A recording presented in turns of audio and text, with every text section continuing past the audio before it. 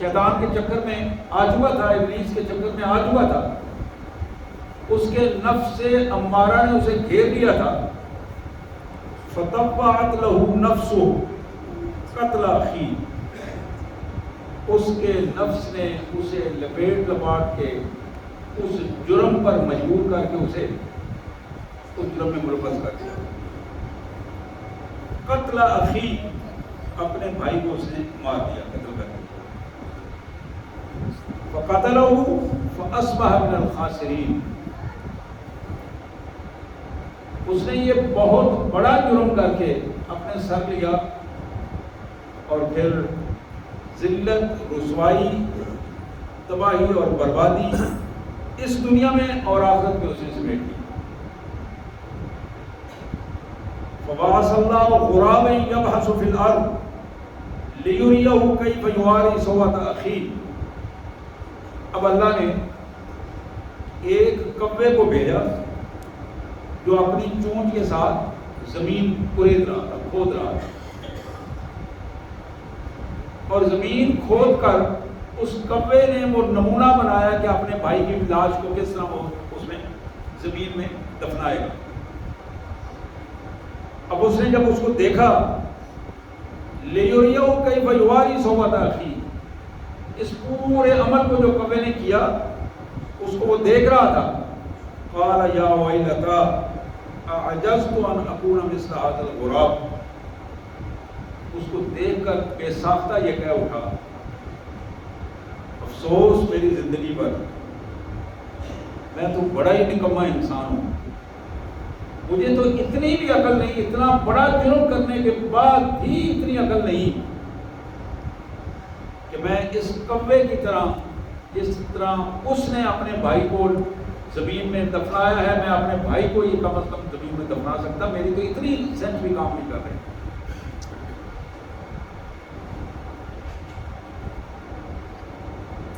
فَأَصْبَحَ مِنَ النَّادِمِينَ،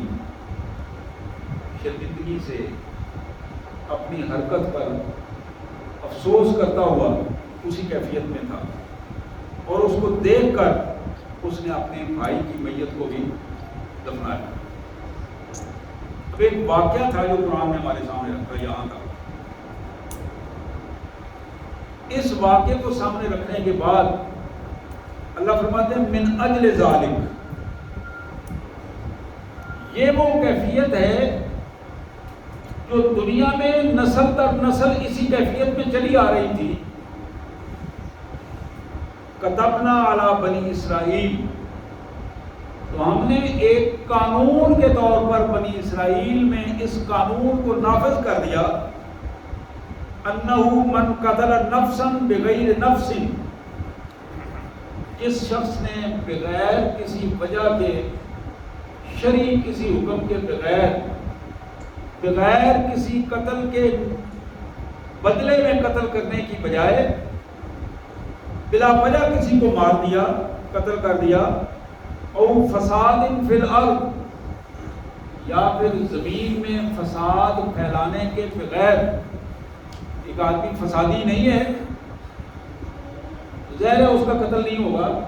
فسادی ہے تو اس کے قتل کا حکم عدالت جاری کرے گی. او فساد فی الارض فکأنما قتل الناس جمیعا، جس شخص نے بھی بغیر کسی وجہ کے، بغیر کسی شرعی عذر کے دوسرے کو قتل کیا، اس کا جرم اتنا بڑا ہے کہ فکأنما قتل الناس جمیعا، گویا کہ اس نے پوری دنیا کے لوگوں کو قتل کر دیا. اتنا اللہ تبارک و تعالیٰ اس کے کھاتے میں جرم جو ہے وہ اتنا بڑا جرم لکھیں گے.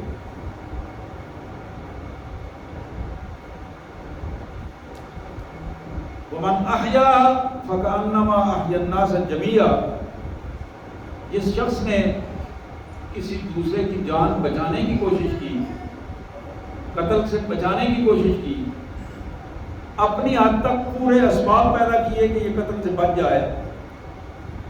اس کا اجر اتنا ہوگا کہ جتنا اس نے پوری کائنات کے لوگوں کو زندگی دی ہے اور ان پوری کائنات کے لوگوں کو قتل ہونے سے بچا لیا ہے. وَلَقَدْ جَاءَتْ رُسُلُنَا بِالْبَيِّنَاتِ، اب اللہ تعالیٰ یہ بات قانون نافذ کرنے کے بعد فرما رہے ہیں ہم نے انسانوں کی اصلاح کے لیے اپنے نمائندے ان کے پاس پورے دلائل کے ساتھ بھیجے، پوری دلیل لے کر، پورے واقعات لے کر، پورے حقائق لے کر ان کے سامنے آئے۔ ثم ان کثیرا منهم بعد ذلك فی الارض لمسرفون، نبیوں کے آنے کے بعد، اللہ کی کتابوں کے آنے کے بعد، دلائل سامنے آ جانے کے بعد، پھر یہ لوگ زمین میں فسادی بن کر ابھرے اور اپنے اوپر بھی اور لوگوں کے اوپر بھی زیادتیاں کرتے رہے اور حد سے بڑھ کر اللہ کے قانون کو توڑنے کے مجرم ثابت ہوئے۔ اب یہ جو مجرم ثابت ہو چکے ہیں، ان مجرموں کے بارے میں قرآن یہ کہتا ہے، اس سے آگے جو قانون، دوسرا قانون قرآن نے بیان کیا، انما جزاء الذین یحاربون اللہ ورسولہ، وہ لوگ جو اللہ اور اس کے رسول کے دین کے خلاف کھڑے ہو جاتے ہیں، جو حاربون، لڑتے ہیں، اللہ کے مقابلے میں آ جاتے ہیں، اللہ کے رسول کے مقابلے میں آتے ہیں، اللہ کے دین کی کھل کر خلاف ورزی کرتے ہیں، باطل پرست ہیں اور حق کے سامنے صف بندی کر کے آ جاتے ہیں، وَيَسْعُونَ فِي الْأَرْضِ فَسَادًا، اور ان کے رویے سے یہ ثابت ہو جاتا ہے کہ وہ زمین میں فساد برپا کرنا چاہتے ہیں۔ ان کی سزا یہ ہے اَن يُقَتَّلُوا، انہیں قتل کر دیا جائے۔ وہ اپنی زندگی کا جواز اس کائنات میں کھو بیٹھتے ہیں فساد کی وجہ سے اور باطل پرستی میں اتنا آگے نکل جانا کہ اللہ کے دین کے مقابلے میں کھڑا ہو جانا، یہ وہ جرائم ہیں اَن يُقَتَّلُوا، تو ان کو قتل کر دیا جائے، ختم کر دیا جائے، او يُصَلَّبُوا، انہیں پھانسی دے دی جائے، او تُقَطَّعَ أَيْدِيهِمْ وَأَرْجُلُهُمْ، یا پھر ان کے ہاتھ اور پاؤں کاٹ دیے جائیں، من خلاف، مختلف سمتوں سے، دایاں ہاتھ بایاں پاؤں، بایاں پاؤں دایاں ہاتھ، انہی کیفیات میں، اور ينفوا من الارض، یا پھر ان کے جرم کے اعتبار سے مختلف سزائیں اللہ نے تجویز فرمائی اور فرمایا کہ اگر سزا دینے والا مناسب سمجھے تو اسے وطن سے باہر نکال دیا جائے، زمین ملک بدل کر دیا جائے، نکال دیا جائے۔ ذَلِكَ لَهُمْ خِزْيٌ فِي الدُّنْيَا وَلَهُمْ فِي الْآخِرَةِ عَذَابٌ عَظِيمٌ، یہ ایسے لوگ ہیں، اللہ کا یہ فیصلہ ہے کہ اللہ اس دنیا میں انہیں ذلت اور رسوائی کے ساتھ رکھے گا، اور جب وہ آخرت میں جائیں گے تو اس سے بڑا عذاب انہیں، بڑے عذاب سے دوچار کر دیں۔ آخری آیت کا جو حصہ ہے پورے اس رکوع کے آخر میں، إِلَّا الَّذِينَ تَابُوا مِن قَبْلِ أَن تَقْدِرُوا عَلَيْهِمْ، وہ لوگ قانون کے قابو پا لینے سے پہلے اگر توبہ کر جائیں، قابو نہیں آئے، توبہ کر لیے، إِلَّا الَّذِينَ تَابُوا،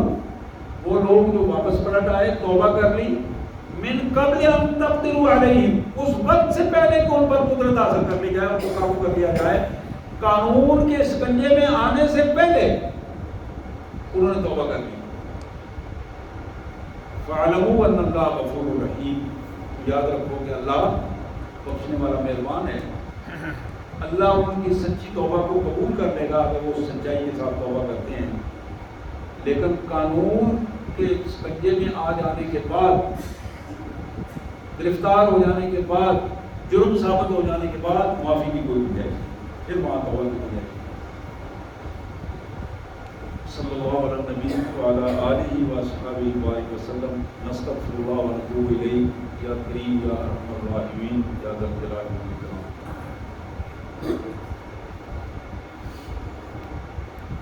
یہ چھٹا پارہ تھا،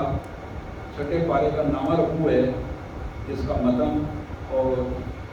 سادہ سا ترجمہ اور مفہوم جو اپنے انداز میں نے آپ کے سامنے پیش کیا۔ سورہ مائدہ کی آیت نمبر 27 سے آیت نمبر 35 تک کی آیات ہیں،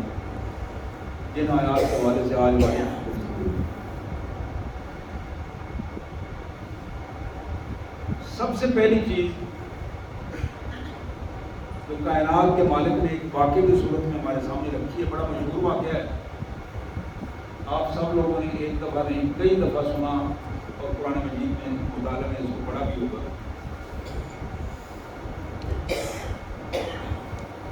قتل انسانیت، قتل انسانیت بہت بڑا جرم اللہ نے قرار دیا، بہت بڑا جرم قرار دیا۔ قرآن مجید نے اسے دوسری جگہ پہ اللہ نے فرمایا وَمَن يَقْتُلْ مُؤْمِنًا مُتَعَمِّدًا فَجَزَاؤُهُ جَهَنَّمُ خَالِدًا فِيهَا أَبَدًا، جس شخص نے کسی ایمان والے بندے کو، سچے مومن کو جان بوجھ کر بغیر کسی شرعی عذر کے قتل کر دیا، اس کے لیے اللہ کا حکم یہ ہے، سزا یہ ہے، قانون یہ ہے، وہ بندہ یہاں اس دنیا میں سے چلا بھی گیا، دنیا میں سزا نہیں بھی ملی اسے، آخرت میں اللہ تبارک و تعالیٰ اس کو ہمیشہ ہمیشہ جہنم میں رکھے گا، اس کے لیے معافی کی کوئی گنجائش نہیں، اس کے لیے معافی کی کوئی گنجائش نہیں۔ جس شخص نے جان بوجھ کر یہ کام کیا، جان بوجھ کر، اس واقعے سے یہ بات معلوم ہوتی ہے کہ اکثر انسانوں میں قتل جو ہے وہ حسد، بغض، کینہ، ایک دوسرے سے آگے بڑھ جانے کے لالچ کی وجہ سے اکثر قتل اس طرح ہوتے ہیں۔ یہ واقعہ جو دونوں بھائیوں کا قرآن نے ہمارے سامنے رکھا تھا، اس میں بھی یعنی جرم تو اس کا کوئی نہیں تھا جس کو مارا گیا، اس کی نیکی کو اس پر جرم بنا دیا گیا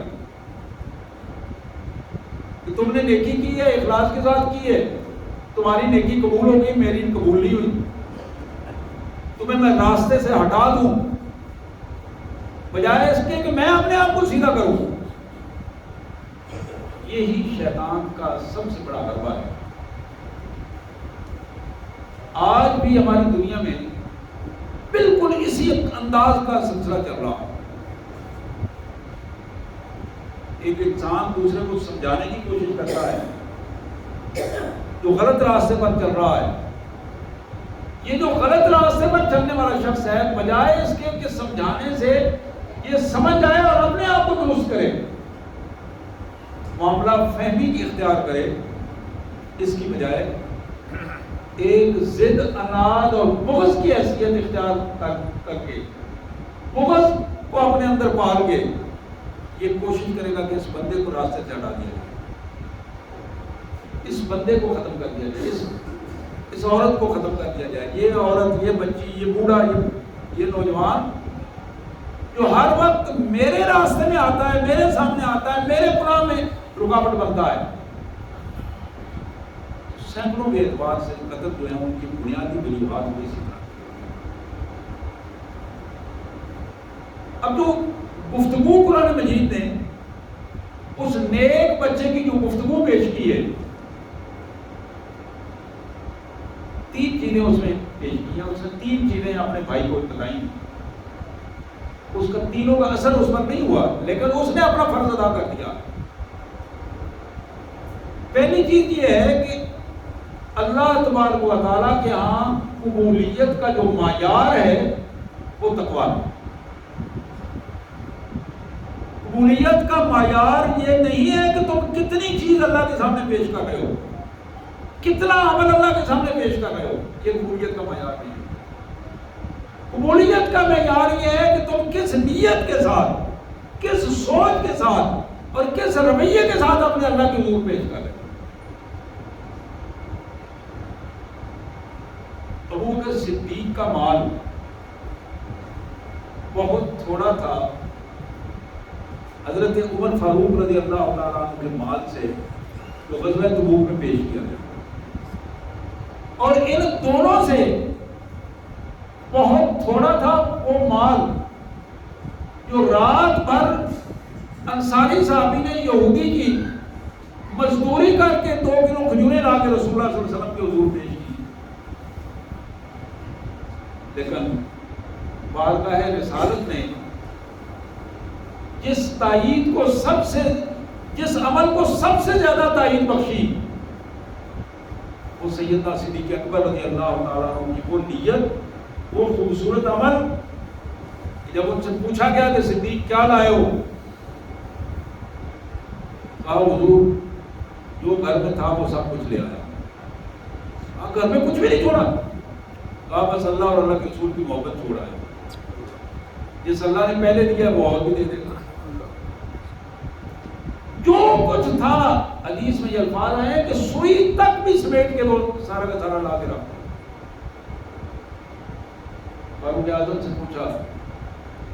کہا عمر کا کتنا لائے ہو؟ عرض کیا حضور آدھا گھر میں چھوڑا ہے، ہم آدھا لے آیا. آپ ہی کا حکم ہے کہ بار بیوی بچوں کے لیے رکھو، تو آپ کے حکم کے مطابق اس کو آدھا چھوڑا ہے، ہم آدھا لے آیا. تو جب حضرت عمر نے صدیق کی بات سنی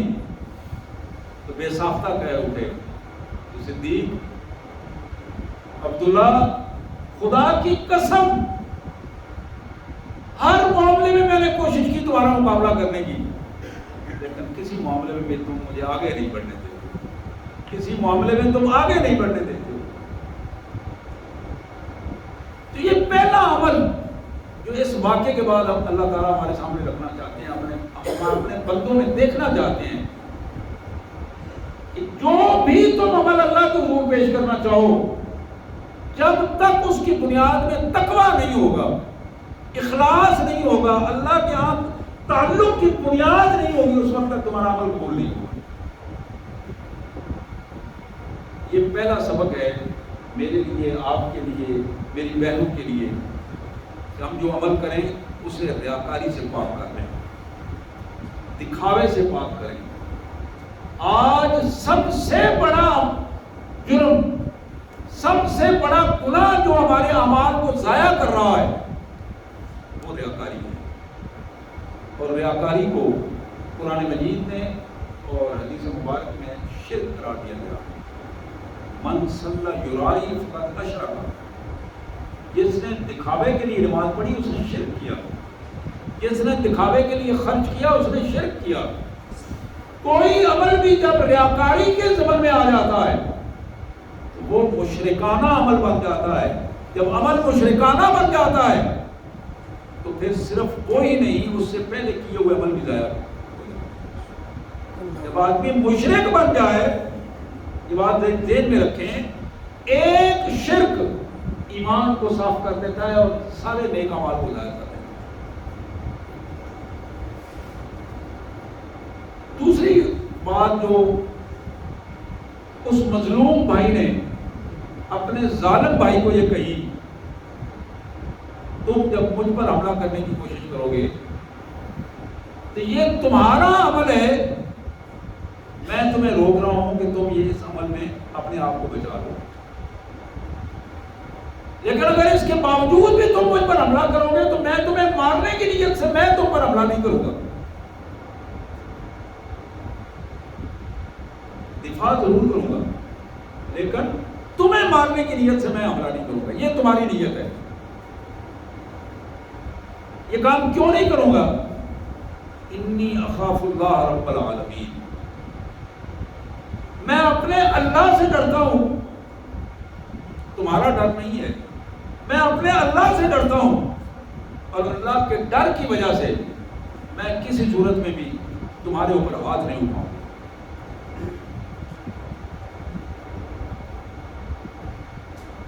اور پھر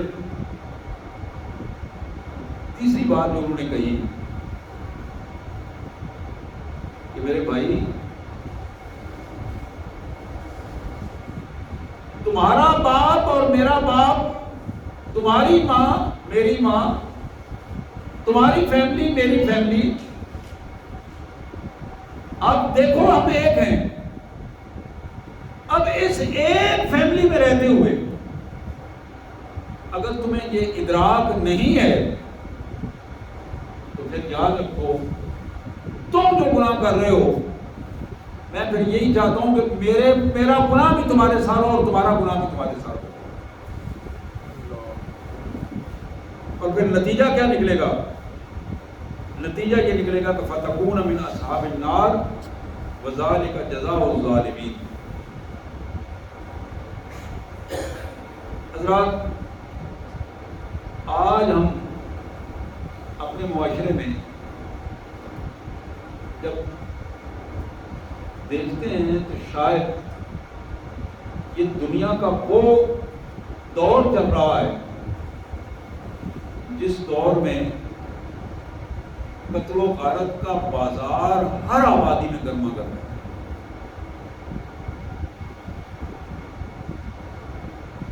یعنی صرف ایک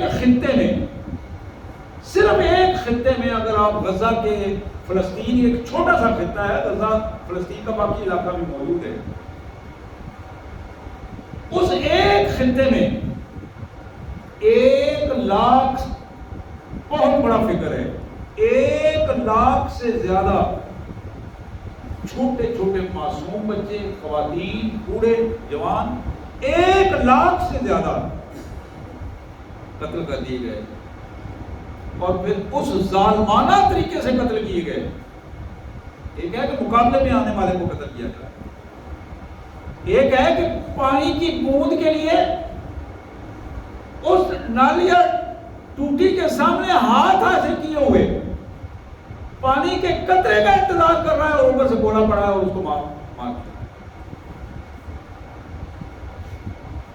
کھانے کے لیے ہجوم اکٹھا ہوا ہے، چھوٹے چھوٹے بچوں کا ہجوم اکٹھا ہوا ہے اور اسے مار دیا گیا۔ یہ تو ایک بات ہے۔ اسی طرح کشمیر میں آپ دیکھیے، یہ 5 اگست گزرا ہے، یہ 5 اگست کا وہ دن تھا، یوم استحصال،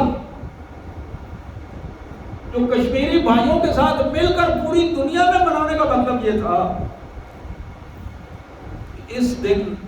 انڈین گورنمنٹ نے، اس ظالم گورنمنٹ نے یہ قانون پاس کیا تھا کہ کشمیر کا یہ علاقہ اپنے ہندوستانی افراد کو وہاں بسانے کا ایک ذریعہ بنا دیا جائے، اور ہندوستانی فرد جتنے بھی ہیں ان کو یہ اختیار دے دیا جائے کہ وہ کشمیر میں جا کے زمین خریدیں اور وہاں رہیں اور وہاں ان کے ووٹ بنے اور وہاں کی وہ لوگ وہاں کا کہ باسی شمار ہوں، تاکہ مسلمانوں کی آبادی کم کر کی جا سکے۔ وہ 98-99% جو آبادی ہے اس کو 50-60% آبادی میں لایا جائے اور اپنی مرضی سے وقت قانون وہاں نافذ کر دیا جائے۔ اسی طرح انڈین فوجیوں کو وہاں زمینیں الاٹ کر کے اس کشمیر کے اس حصے کو ان کے حوالے کر دیا گیا۔ لیکن یہ ایک الگ معاملہ موجود ہے۔ اگر آپ 47 کے بعد تسلسل کے ساتھ ایک تاریخ میں دیکھیں گے، آپ یقین کریں کہ 1,00,000 سے زیادہ ایسے کشمیری بچے اور خواتین جو ہیں ان کی قتل و غارت اور ان کا خون بہایا گیا، اور اس کیفیت میں۔ اور پھر یہ برما میں کیا ہوا؟ یعنی کس تاریخ کو آپ کس انداز میں اس دور کے ظالمانہ رویے دیکھیں گے کہ انسانوں کو مارتے ہوئے، ان پر ظلم کرتے ہوئے ایسے طریقے رائج کر دیے، جانور بھی دیکھ کر سہم جاتے ہیں ان کی یہ کیفیت، درندے دیکھ کر سہم جاتے ہیں کہ یہ انسان ہے جو اس انداز میں ظالمانہ رویے رکھ رہے ہیں۔ کائنات کے مالک نے یہ واقعہ اس لیے ہمارے سامنے رکھا ہے، انسانوں تمہارے اندر تو اتنی سینس نہیں تھی کہ تم اپنے بھائی کی تدفین کر سکو، وہ بھی جانور کے ذریعے ہم نے تمہیں بتایا، جانور کے ذریعے تمہیں وہ سینس دی کہ یہ طریقہ کار ہے، اور آج تم جانوروں کی لائف جو ہے اسے بچانے کے لیے، جانوروں کی حفاظت کرنے کے لیے سمندری حیات کی حفاظت کرنے کے لیے آج تم لاکھوں کروڑوں ڈالر لگا رہے ہو، لیکن انسانیت کی تباہی کے لیے تم لاکھوں ڈالروں کے بم بنا کر اور میزائل بنا کر انسانوں کی تباہی کے لیے وہ سامان پیدا کر رہے